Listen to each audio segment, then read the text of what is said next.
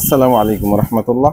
প্রিয় সুদী কাছে দূরে দেশ ও প্রবাসে যেখান থেকে দেখছেন আপনাদের সকলকে আজকের এই পর্যালোচনায় স্বাগতম। আজকে মূলত সাময়িক বিষয়েই একটু কথা বলবো। তার ভিতরে সবচেয়ে প্রাধান্য যে বিষয়টা থাকছে সেটা হচ্ছে ডাকসু নির্বাচন। একেবারে সন্নিকটে আমাদের। তো এই ডাকসু নির্বাচন নিয়ে হাইকোর্টে রিট, পরবর্তী নির্বাচন স্থগিত এবং এরপরে সেই স্থগিতাদেশ আবার স্থগিত, এই বিষয়টা থাকছে। সাথে ঢাকা ভার্সিটি যেই আইনজীবী নিয়োগ দিয়েছেন সেই বিষয়টাও থাকছে। সাথে সবচাইতে বড় যে বিষয়টা আমাদের থাকছে সেটা হচ্ছে যে জাতীয় পার্টির দায়িত্ব বিএনপি কেন নিবে, এই প্রশ্নটা এখন ঘুরপাক খাচ্ছে। আর আরেকটা বিষয় আমার হেডলাইনে যেটাকে আমি মূল করেছি বা আমার থাম্বনেইলে যেটা মূল ছবি আমি করেছি সেটা হচ্ছে হাইকোর্টের বিষয়টা। যে মাননীয় হাইকোর্ট তাদের যে অবকাশকালীন ছুটি, সেই ছুটিটা আজও দালালি আইনের মতোই হচ্ছে বা দালালি আইন দ্বারাই সেটা চলছে। যদিও হাইকোর্টের উপরে কেউ কোনো কথা বলেন না, তারা তাদের মতো করেই করেন, তারাই সাজান এই অবকাশকালীন ছুটিরা। কিন্তু কেন অবকাশকালীন ছুটি, এই প্রশ্নটা কেউ করছেন না। সেটা নিয়ে আমার আজকের আলোচনা থাকবে ইনশাআল্লাহ। আশা করি শেষ পর্যন্ত সাথেই থাকবেন এবং আপনাদের মূল্যবান মতামত কমেন্টে জানাবেন। তো প্রথমত ডাকসু নির্বাচন, আমরা 2 দিন আগেই দেখলাম ডাকসু নির্বাচনকে কেন্দ্র করে জামাতে ইসলামীর বা ছাত্র শিবিরের যেই প্যানেল, তার যেই জিএস প্রার্থী ফরহাদ, সেই ফরহাদের প্রার্থিতা বৈধতা নিয়েই মূলত একটি রিট করা হয়।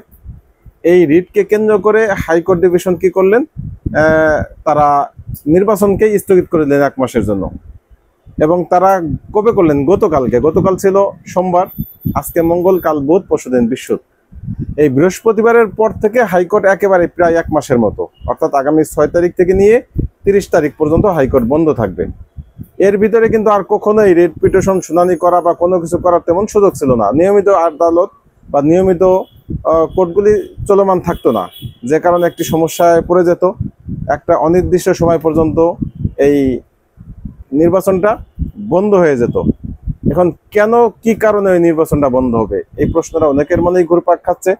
যে বামপন্থীরা তারা কি কারণে ফরহাদের প্রার্থিতা নিয়ে তারা প্রশ্ন তুলল। ফরহাদ সাবেক ছাত্রলীগ নেতা বা ছাত্রলীগে তিনি ছিলেন, সেটা সবাই জানেন বা অনেকেই জানেন। কিন্তু তিনি যে সত্যিকারের ছাত্রলীগ না, সেটা তো তার জুলাই আন্দোলনেই তিনি প্রমাণ করেছেন। পরবর্তীতে জুলাই আন্দোলন পরবর্তী সময়ে ছাত্র শিবির সেটা ঘোষণাই দিয়েছেন, তিনিও ঘোষণা দিয়েছেন। এরপরে ছাত্র শিবিরের যেই ছাত্র রাজনীতি, তাতে তিনি সরাসরি সম্পৃক্ত হয়েছেন। এরপরেও তার প্রার্থিতা নিয়ে একটি রিট করা হলো। একটা বিষয় হচ্ছে ছাত্রলীগ নিষিদ্ধ, ছাত্রলীগের প্যানেলে তো কেউ রাজনীতি করছে না। তাহলে ছাত্রলীগের প্যানেলে রাজনীতি না করলে যারা জুলাই অভ্যুত্থানে পরীক্ষিত সৈনিক, তাদেরকে নিয়ে প্রশ্ন করার কি কারণ থাকতে পারে, সেটা অবশ্য আমি খুব একটা ভালো বুঝলাম না। এরপরে যেই বিষয়টা সামনে আসছে সেটা হচ্ছে বিএনপি পন্থী যেই প্যানেল বা ছাত্র দলের যেই প্যানেল, তাদের যেই প্রার্থী, ভিপি প্রার্থী আবিদুল ইসলাম খান, তার কার্যক্রমও সন্দেহজনক মনে হয়েছে। কেন?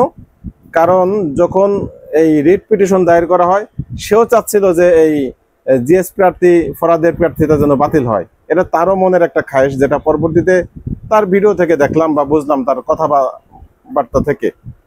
কিন্তু পরবর্তীতে যখন এই স্থগিত হয়ে যায়, নির্বাচন স্থগিত হয়ে যায় অনির্দিষ্টকালের জন্য বা সাময়িক সময়ের জন্য, তখন কিন্তু এই আবিদুল ইসলাম খান তিনি এটার বিরুদ্ধে প্রতিক্রিয়া দিয়েছেন। অর্থাৎ এই নির্বাচন বন্ধ হোক, এটা তিনি চান না। এটা তার একদিকের নীতি। ঠিক তার উল্টা নীতি দেখলাম যখন গতকাল খুবই দ্রুততার সাথে আমাদের হাইকোর্টের সাংবাদিক শিশির মনির, যিনি আমরা তাকে ভালো করেই চিনি, তিনি জামাতপন্থী একজন আইনজীবী, তিনি খুব দ্রুততার সাথে হাতে লিখে, সাধারণত বর্তমান হাতে লেখা কোনো কপি, ড্রাফট কপি নেয় না কোর্ট, এরপরে তিনি দ্রুততার সাথে হাতে লেখা কপি সাবমিট করলেন চেম্বার জজ আদালতে, যেন হাইকোর্টের এই নিষেধাজ্ঞাটা স্থগিত থাকে। এবং সাথে সাথে সেটা তার আমলে নিলেন এবং চেম্বার জজ থেকে হাইকোর্টের নিষেধাজ্ঞার আদেশটা স্থগিত করে দেওয়া হলো। এর মাধ্যমে একটা সম্ভাবনা তৈরি হলো যে নির্বাচন যেই বন্ধের একটা ছিল, সম্ভাবনা ছিল, সেই সম্ভাবনাটা দূর হয়ে গেল। কিন্তু এই নির্বাচন বন্ধের সম্ভাবনা দূর হওয়াতে খেপে গেলেন বোধহয় এই আবিদুল ইসলাম খান। কি কারণে খেপলেন আমি বিষয়টাও জানি না। তিনি প্রশ্ন তুললেন যে ঢাকা বিশ্ববিদ্যালয় একজন জামাতের পরিচিত মুখ এই শিশির মনিরের মতো আইনজীবীকে কেন নিয়োগ দিলেন, এটা নিয়ে উনি ক্ষুব্ধ। আমার কাছে বিষয়টা এমন মনে হয় যে কোনো এক ব্যক্তির মা মারা যাচ্ছে, ওই সময় এসে এমন একজন ডাক্তারকে নিয়ে আসা হলো যেই ডাক্তার তাদের শত্রু। সেই ডাক্তার চিকিৎসা করার কারণে তার মা বেঁচে গেছেন, কিন্তু তিনি প্রশ্ন তুলছেন যে এই ডাক্তারকে আনা ঠিক হয়নি। বা বিষয়টা ভিন্নভাবে আনতে পারেন যে এই যে একটা বিষয় যে মুমূর্ষু একজন রোগী, সেই সময় তাকে বাঁচানোটাই হচ্ছে প্রধান কাজ। তখন কাকে আনবে, পাশে যে পাবে বা যে দ্রুততার সাথে কাজ করতে পারবে, বিষয়টা এখানেই। এবং সেই কাজটা সফলতার সাথে সে সম্পন্ন করেছেন, সেখানে তাকে ক্রেডিট দিবেন যে আমাদের শত্রু হয়েও সে সফলতার সাথে কাজটা শেষ করেছেন, সেটা না করে বরং প্রশ্ন উত্থাপন করলেন যে তাকে কেন নিয়োগ দেওয়া হলো। আমার কাছে মনে হচ্ছে বিষয়টা এরকম হাস্যকর যে ছাত্রদল, তাহলে কি বোঝা যাবে এই নির্বাচন স্থগিত হওয়াটাই ছাত্রদলের চাওয়া পাওয়া ছিল, জাস্ট উপরে তারা অভিনয়? কেন বলছি, এর বেশ কিছু কারণ রয়েছে। যেহেতু সমাজে বিভিন্ন বিষয় নিয়ে আলোচনা হচ্ছে, যে কয়েকদিন আগে আমরা দেখলাম রাকসু নির্বাচন অর্থাৎ রাজশাহী ইউনিভার্সিটি যে ছাত্র সংসদ নির্বাচন, সেই নির্বাচনের ব্যালট পেপার বা প্রার্থিতার যাচাই বাছাইয়ের যে বিষয় ছিল বা প্রার্থিতার ছিল একটা, সেখানে নির্বাচনকে নিয়ে একটি সরগরম চলতেছিল। সেই জায়গায় নির্বাচনী কাগজপত্র ছিনতাই করে নিয়ে ছাত্র দলের পোলাপান তারা কি করলো, নির্বাচনী অফিসটা বন্ধ করে দিল, তাৎক্ষণিকভাবে বন্ধ করে দিয়েছিল। পরবর্তী যদিও আবার কার্যক্রম সউদ্যোগে ফিরেছে, সেটা ভিন্ন প্রসঙ্গ, কিন্তু তারা কিন্তু চেষ্টা করেছিল একটা হট্টগোল বা একটা অস্থিতিশীল তৈরি করা বা নির্বাচনকে ভণ্ডুল করার জন্য। ঠিক জাহাঙ্গীরনগর বিশ্ববিদ্যালয় আমরা একই রকম দেখতে পাচ্ছি, সেখানেও উচ্চবাচ্য কিছু দেখা যাচ্ছে। অন্যান্য বিশ্ববিদ্যালয়গুলিও ছাত্র দলের হুমকি ধামকি অনবরত আমরা দেখতেছি। তাহলে কি আমরা ধরেই নিব যে এই ছাত্রদল পরিকল্পিতভাবে তারা চাচ্ছে যে এই সরকারের আমলে যেন এই ছাত্র সংসদ নির্বাচনগুলি না হয়? কেন? কারণ এই সময়ে নির্বাচনটা হয়ে গেলে তাতে তাদের যে আধিপত্য সেটা হয়তো বজায় রাখা সম্ভব হবে না। কারণ এখানে সাধারণ ছাত্র তারা ভোট যেভাবে দিবে সেটাই এখানে প্রাধান্য পাবে। কিন্তু যখন একটা নির্বাচিত সরকার ক্ষমতায় আসে, তখন নির্বাচনে প্রভাবিত করার জন্য অনেক ফন্দি ফিকির আটা যায় বা অনেক ফর্মুলা বের করা যায়।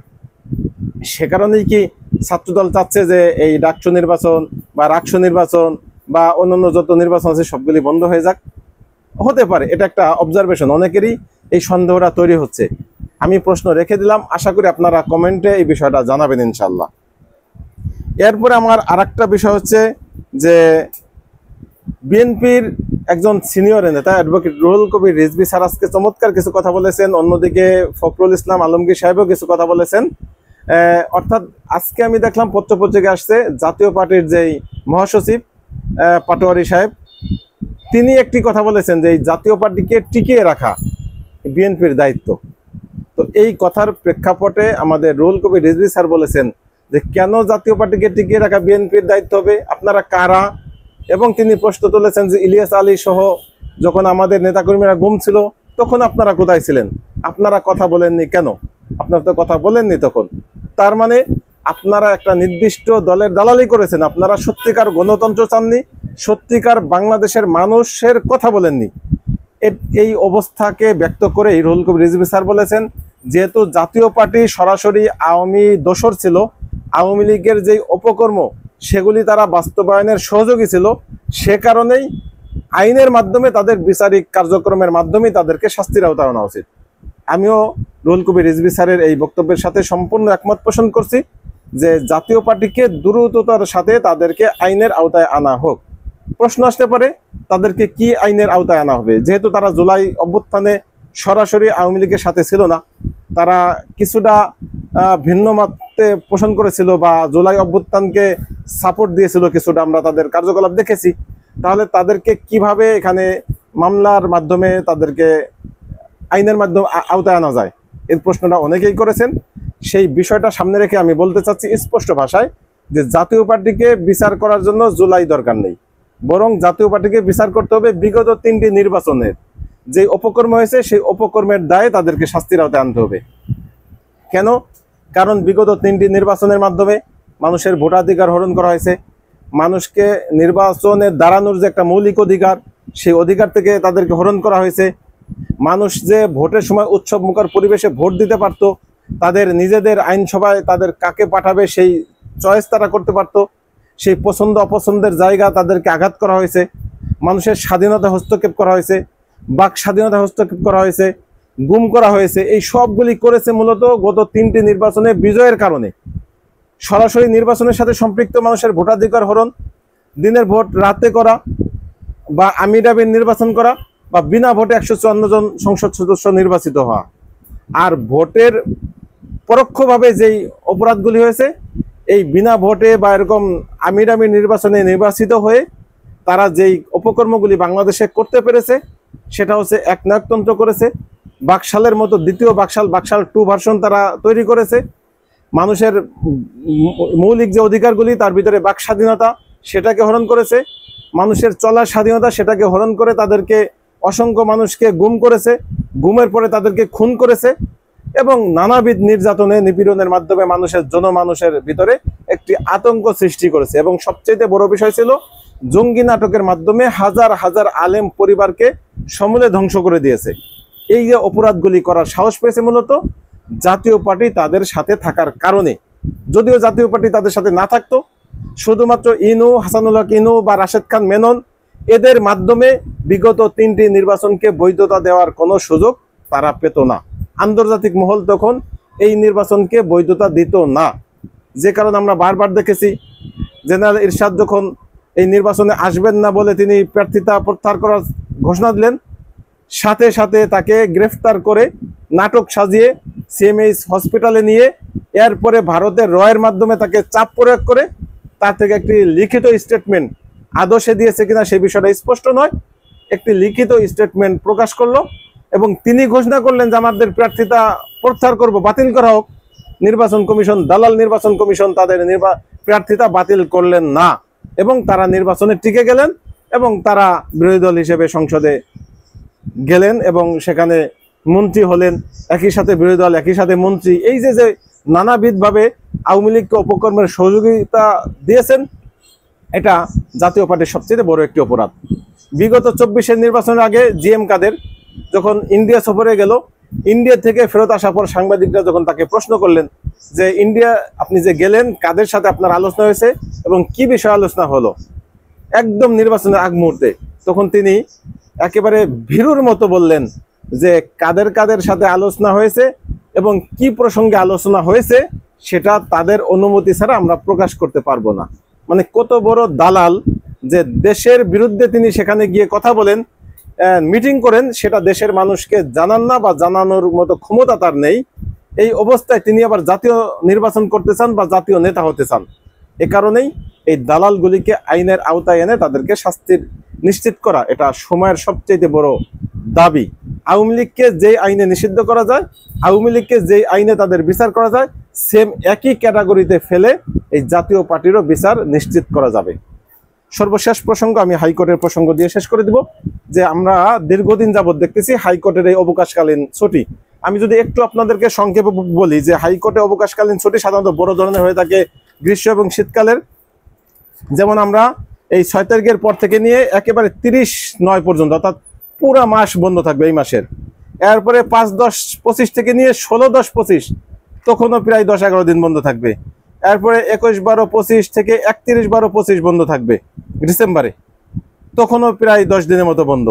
এছাড়া জুনে 9 দিন, মেতে 2 দিন, এপ্রিলে 11 দিন, মার্চে 6 দিন, ফেব্রুয়ারিতে 1 দিন এবং জানুয়ারিতে 1 দিন। এই যে দীর্ঘ সময় তাদের বন্ধ, এই বন্ধটার কি কারণ, বন্ধটা তৈরি কিভাবে, এই বন্ধগুলি আসলো, অবকাশকালীন ছুটি, এই বিষয়টা যদি আমরা একটু জানি, যে আমি যতটুকু জেনেছি যে এই বন্ধটা মূলত ব্রিটিশরা যখন আমাদের দেশে আদালতগুলি চালাইতো তখন দীর্ঘ একটি সময় লাগতো তাদের দেশে যাওয়া আসার জন্য।